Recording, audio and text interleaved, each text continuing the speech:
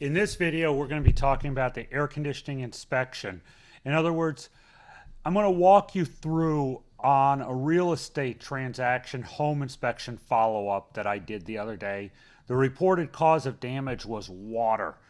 What happened here was a home inspector came along at a real estate inspection, did actually a very nice job, found a whole bunch of questionable things, and in his recommendations made the suggestion for an independent third-party evaluation of the air conditioning system and the ductwork connected with it, because there was a concern about an overflowing drain pan in a package unit that had to do with that might have put water into the ductwork. So let's walk through what happened out here, and then we'll walk through the conclusions. I will tell you the pictures of some of the equipment has been changed up in order to preserve some privacy and to preserve the confidentiality that's required on some of these inspections.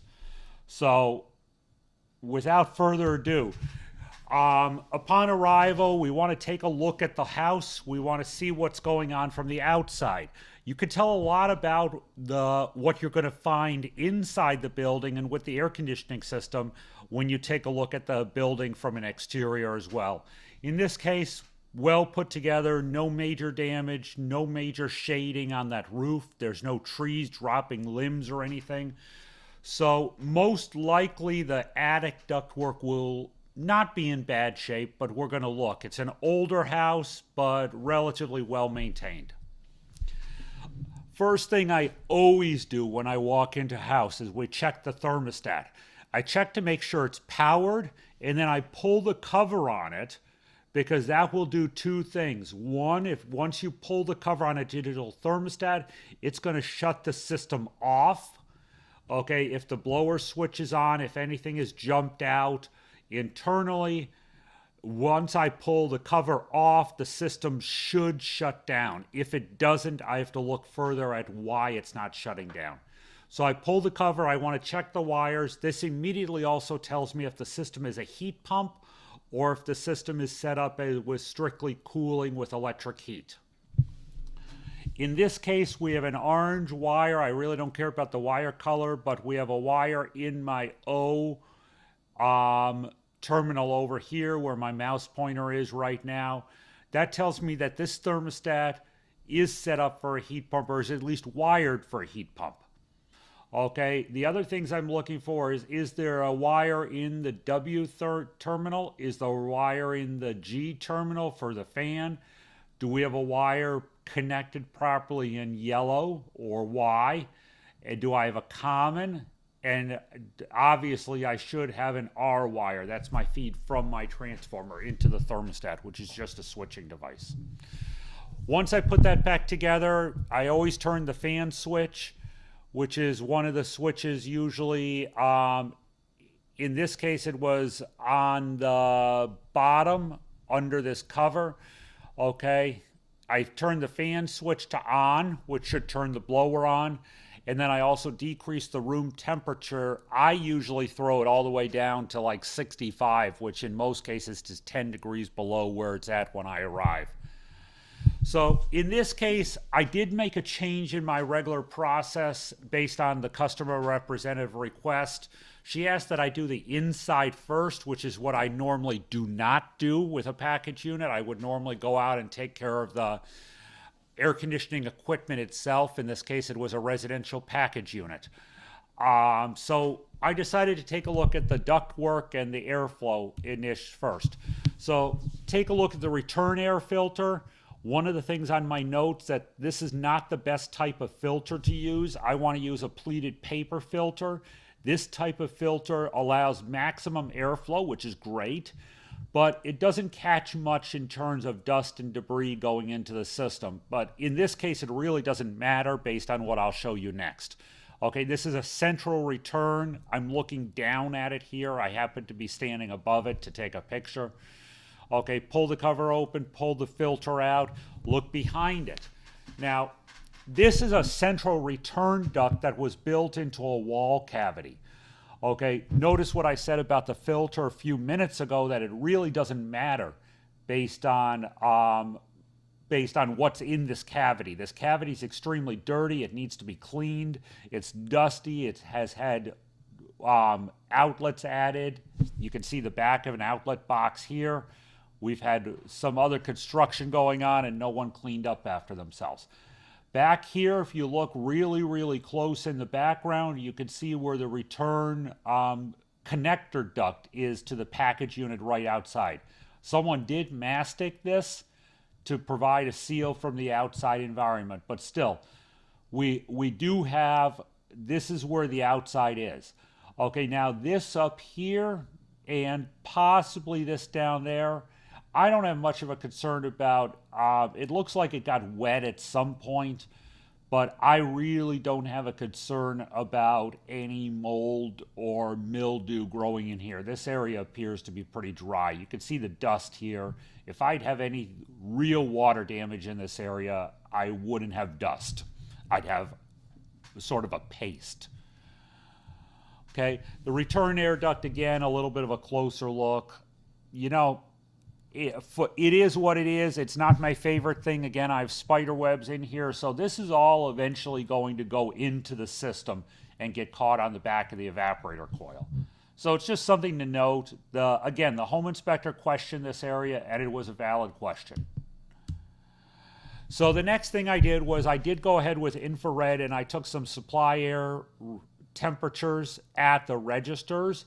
There's a reason I do this, okay? This system has been running at this point for 15 minutes. I want to see that I have some relatively stable temperatures. I'm not going to have my 20-degree temperature split here. The house temperature was about 75 degrees at this point, and I'm getting 61, 64, 60s in terms of supply air registers. Now, some of these differences is it's almost impossible to get the infrared sometimes and take a picture at the same time in the center of that duct. So I actually think straight across the board, my supply air temperatures was about 60 degrees, 15, 16 degree difference. Okay, I got a 58.6 here. This was relatively close to the system.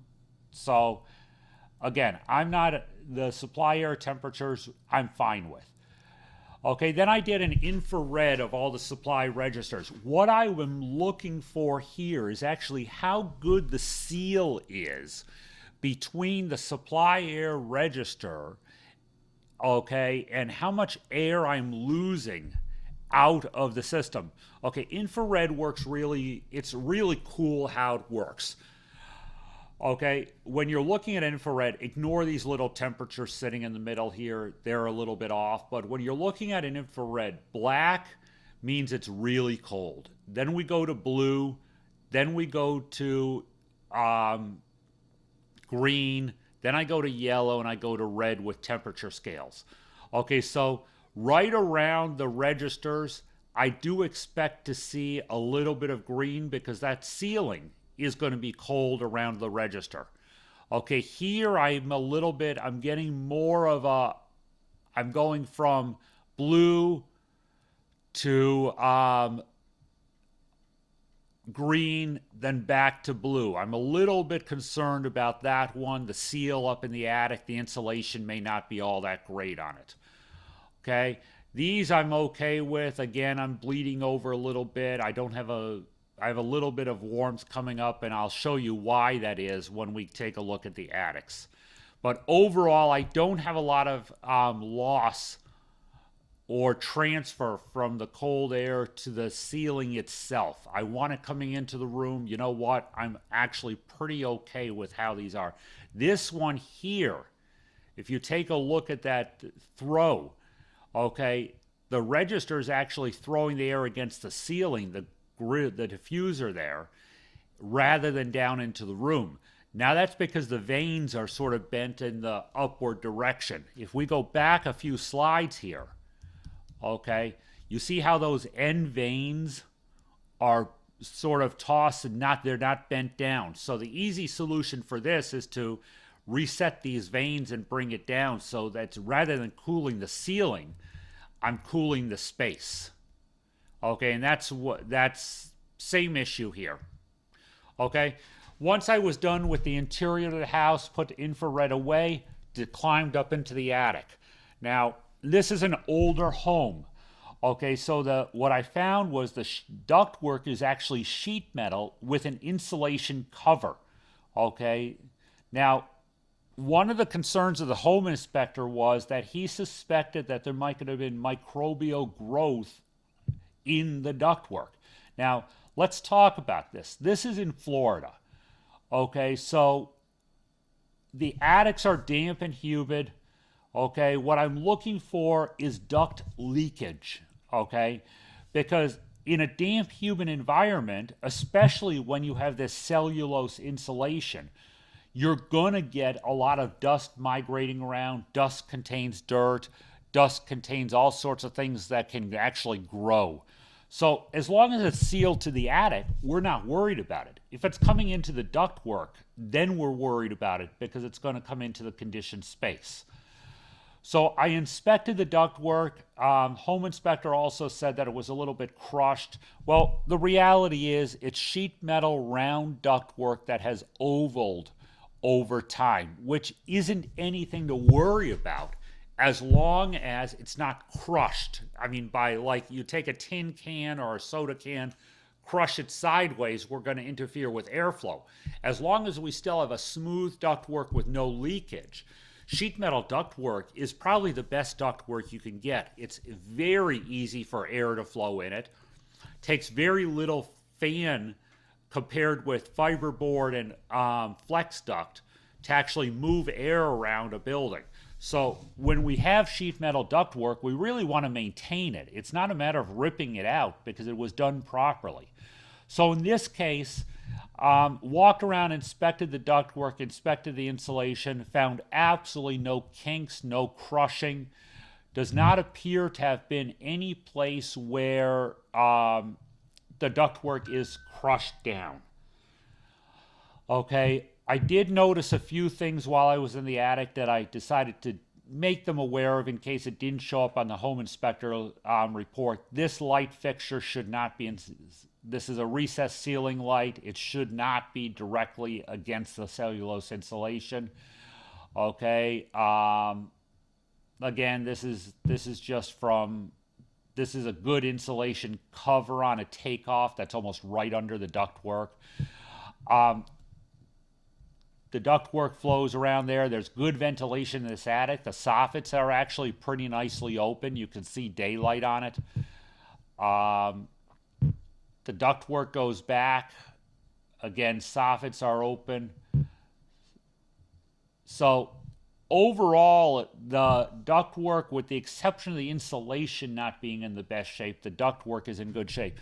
The one thing I did notice was there used to be apparently a furnace in this house before they went to a package unit. I guess they wanted to recoup their closet, which is why they went to the package unit, which is fine.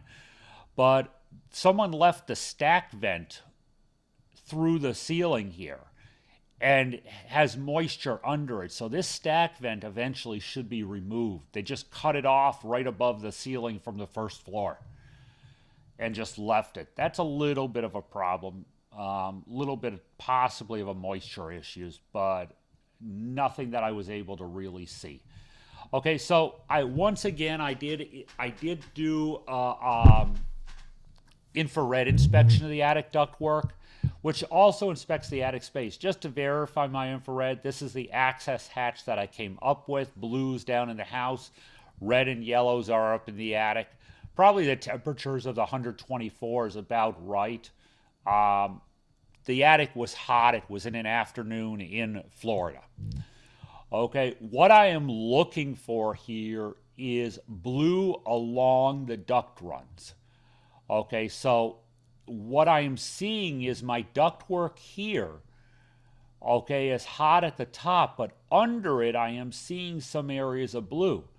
Now, you would immediately think, well, that would be a duct leak. Not necessarily. You have to take a closer look, and you have to take a look elsewhere. This is between joists. Ductwork isn't even in this area. So if we take a look at the blue, you can see the joists running across the ceiling. But then you have areas of blue between the joists that don't have any ductwork. So the blues in here, upon closer inspection visually, are actually voids in the attic insulation. Okay, there's a lot of cooling loss coming out of this home into the attic because of the insulation. And again, we're looking down here where our areas of blue are. It appears that under the insulation, okay, under the ductwork, the insulation has come out from under the ductwork, and we have a whole lot of leakage going on. Now, I do have one duct leak that I could see. This is that nasty takeoff that goes down into the house. I think there's a duct leak right here. When they peel back the insulation to change the insulation, they're probably going to find that. It needs to be sealed. Okay, there's another takeoff that goes right here, and I did verify there's a little bit of a duct leak at that takeoff that needs to be sealed. But there are insulation gaps as well. There's no ductwork right there. There's an insulation gap issue. So infrared is a very important tool of identifying leakage and insulation issues. Okay, everybody really who does any inspection should have this. Now, this is more than one trade. Again, there's no ductwork right here. This is the joist that I was talking about. You can actually, when you go look at this visually, you can see where the insulation has blown away or is missing or is very, very thin.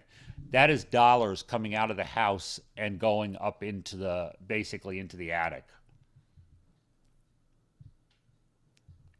Okay, the next step of this, once I completed my attic inspection, which showed a little bit of leakage, but not enough to really worry about, and since the insulation on the ductwork's dirty, I made an optional recommendation to replace the insulation.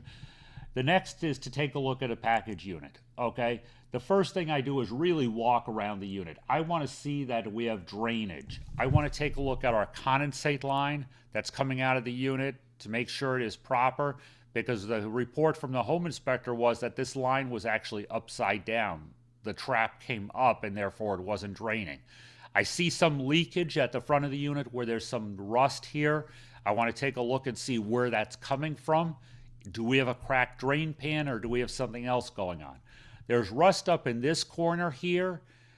The reality is rust on the top of a unit in Florida, you know, I'm not going to say there's a moisture problem in the unit. I'm going to more take a look at what is up and about in the unit. Okay, so we're going to take a look and see what's going on there. So I'm going to take a closer look here. I do want to take a look at this rust. I noticed that the back here is the connector ductwork, supply and return duct go into the house right there. This is not part of our system. This is a irrigation well pump. A lot of homes in Florida have them. I'm going to take a look at where my power feed is. Here's my disconnect. Under it is a box that's installed by Duke Energy, which is the power company around, or TECO, which is our other power company. They actually, for a while, they're like controlling air conditioning systems. They give you a break on your bill. Here's my thermostat wiring. So we're going to take a closer look at all of this, okay? And again, I have water apparently that has sat on the top of this unit, but there's no real damage to the unit itself, okay? Also, you please note that there's a gap between the bottom of this cover. This is just a cover to protect some flex duct that's in here. Okay, and again, I want to take a look at where this water's coming from there. You see, I took a few closer pictures. Okay, I also do an infrared inspection of the system. I want to see if I have any major refrigerant leaks around here. Okay, now again, infrared compares one area to another area. So even though an area may be considered blue, it's not necessarily cold. Okay, it has a lower temperature than that of an area that's red. So here's a side view of the unit. We have my 129 degrees, and again, temperatures don't take as gold on this. We have our blower motor. You can see that this is the condenser fan motor that's sitting in the middle of my condenser fan. Now the condenser is actually blue. That doesn't mean it's cold to the touch. That just means it's cooler than the motor, which makes sense. I'm pulling air through this condenser and I'm pushing it out the top, okay? But the motor is where the energy is being used, that's hot. You take a look at this picture, this is a very hot area here. Okay, now let me drop back one slide here. Okay, and we'll take a look at the hot top of this. Okay, this is the view I'm taking the infrared from almost. See this darker colored area here, the dirty area up here? This is my condenser fan, this is my dirty area. Okay, sort of matches. This is my condenser fan motor, this is my dirty area. Okay, it's absorbing heat. Okay, I took a close-up of my condenser. Okay, here I still had some of the casing, so my condenser came out as blue. Took a close-up of my condenser here, not seeing any major temperature differences. That tells me about leakage. Okay, I want to take a look at my data plates. I want to look at my model numbers and serial numbers. This is a 2.5 ton unit, okay, that was installed in 2009. I want to also take a look at my amperages. My compressor amperage should be about a max run amp should be 15.7. Blower motor should be 1.4. Fan motor, which is the outdoor fan, is 1.1. Locked rotor amps, which I never measure on a running system, at 73. Okay. Then I pulled the cover of the wiring compartment. What I'm looking for in here is any frayed, burnt, rusted components. Okay, someone at one point installed an extra fuse here, apparently maybe a transformer blew or something. Good idea, recommend it. When you take a look at this capacitor, it looks relatively new. Okay, contactor, it's tough to see in the picture. The points were a little bit burnt. I did write it up as an optional repair on my report. But overall, this system looks like it's been maintained and is in good shape. I do an infrared of the wiring. I want to see if I have any majorly hot components. Okay, I have my transformer. Transformers are always warm. It's the same thing over here. Okay, and it's off to the side right there. Transformers are always warm. They are never cooler than all the other components. But I don't see anything major concerns that I'm worried about. I do see cooler areas, I see warmer areas, but I don't see anything fiery hot. Okay.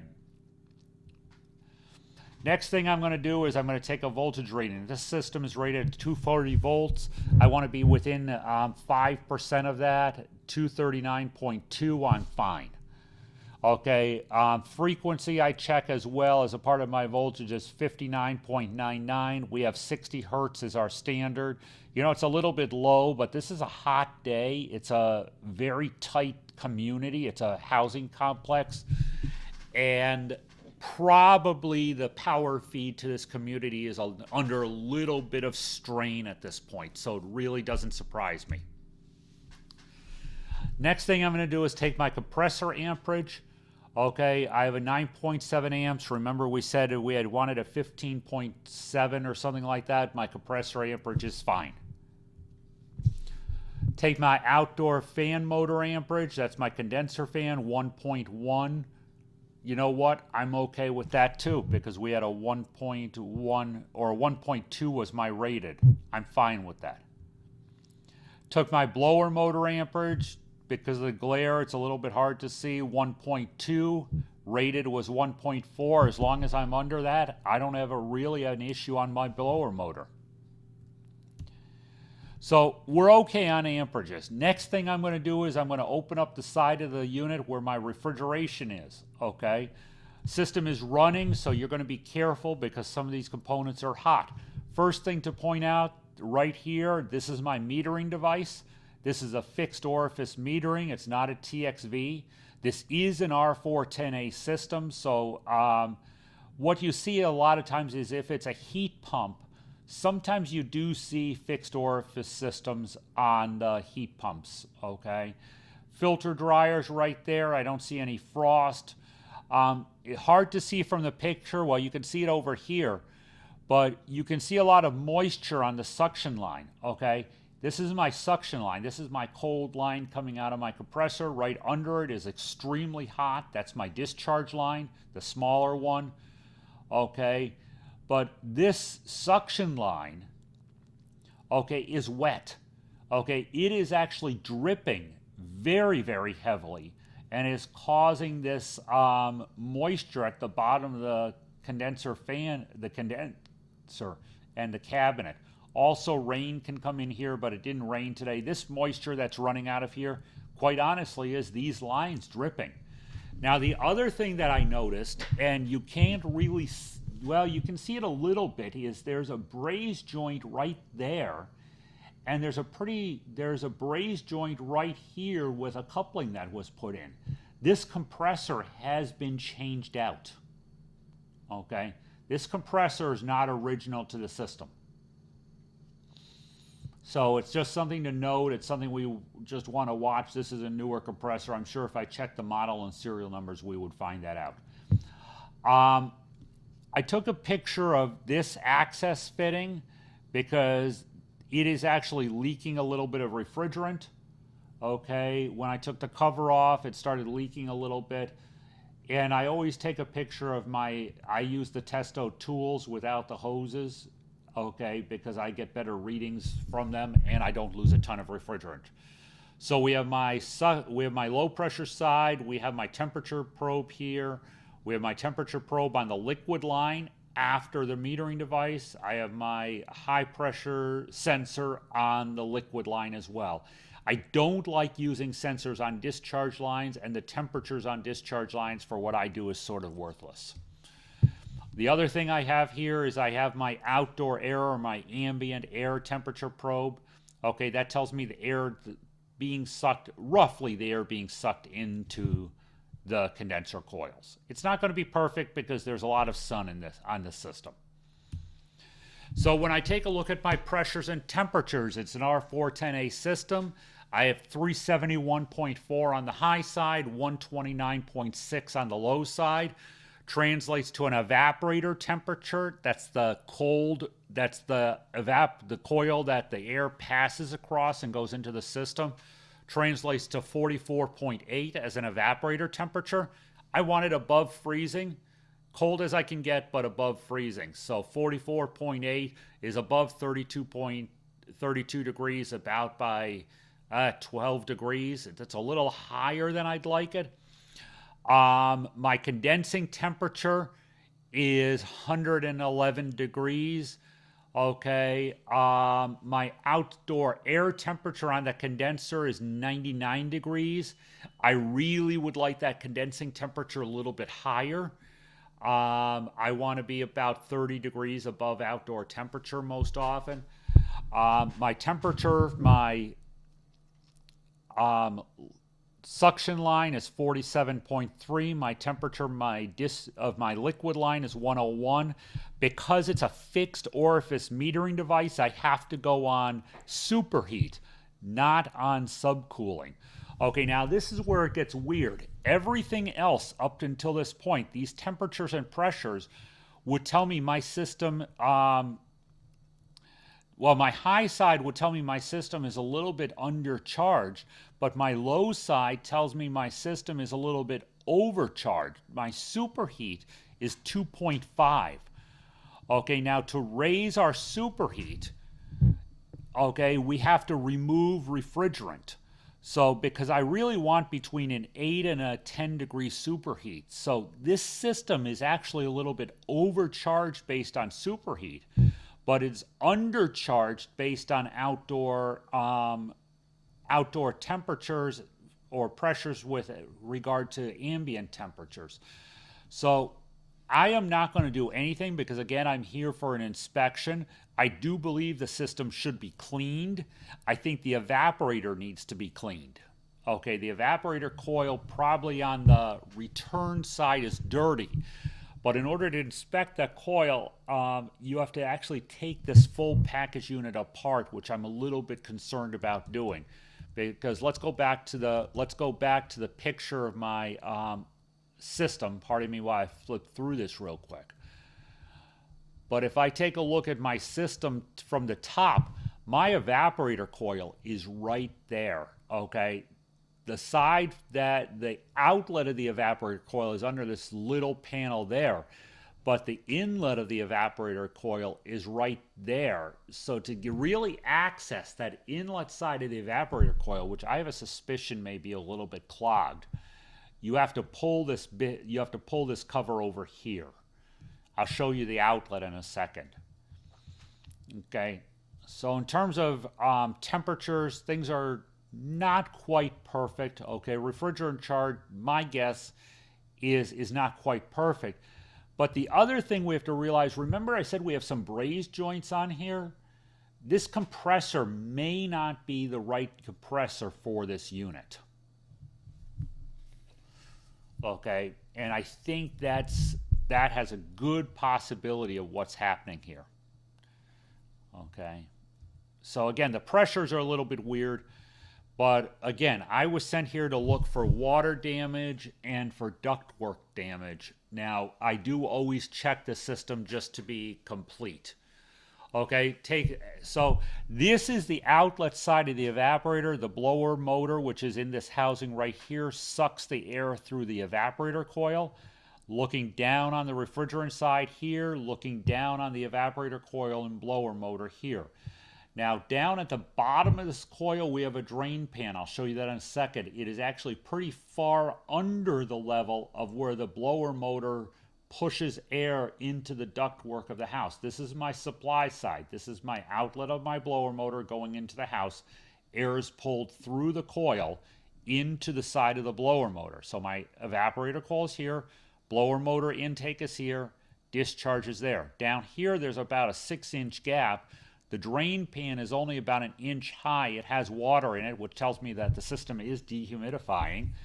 So once again, there's no chance that the drain pan overflowed and pushed water into the system because the line is there's 6 inches between the top of that drain pan and the bottom of the ductwork. So not worried about that. There's dust on here, no real green stuff or anything. It's a 10-year-old system, or a 9-year-old system. It's what I'd expect. It's been cleaned. It's been taken care of. Down here again, looking down, we have decent water on the drain line. No major issues. I did do an infrared again of this. Okay, the infrared of the evaporator is here. Okay, evaporator coil's cooled, and we have the hot case and everything around it. No major surprise. Okay, blower motor is going to be a little bit warmer because the motor itself is warm. The casing on the motor is warm. But the air coming through it is cool, as we talked about with the ductwork. Okay, over here, this is my drain pan. What I'm looking for is areas of blue with water running out. I'm not seeing it.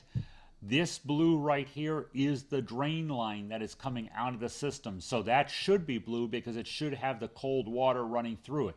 But I shouldn't have any major cold water running into the case. This back here, blue, that's where my lines are going on the outside of the system. Okay, this is my refrigeration lines on the other side of that casing. So again, I'm not surprised about that being cool. So when this is the point where I reassemble everything, make sure everything's tight, make sure all the screws are back in the system. And I have to come up with conclusions. So was there water damage? No. I see no sign of water damage in the ductwork.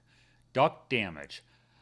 I put optional on the insulation. Okay, re-insulate those ductworks if you have to. It would probably be an energy savings, but I'm more concerned about re-insulating that attic. Other issues fall under that. I found a recessed light that's in the incorrect housing. I found some other issues in terms of that old furnace stack vent that was left that probably should be removed. And I did find in duct damage, I did find that one takeoff that's leaking a little bit. So that's going to be sealed because they're going to re-insulate. Recommendations, re-insulate that ductwork as an option. Replace that contactor with some burnt points. And do something about that return air area. That needs to be cleaned and a proper filter needs to be put in. So that is an air conditioning inspection from start to finish. Takes about an hour to do it properly. Tools required. You gotta have an infrared camera. You have to have decent gauges. I really like the electronic gauges that actually, the Testo kit works really nicely. Gives me everything I need. I use an infrared. I also have an IR temperature probe. I don't 100% rely on it. It's nice to give me an idea of what's going on. And you got to have a decent camera that really captures everything. And you have to have patience, and you have to have the want to find out what's going on.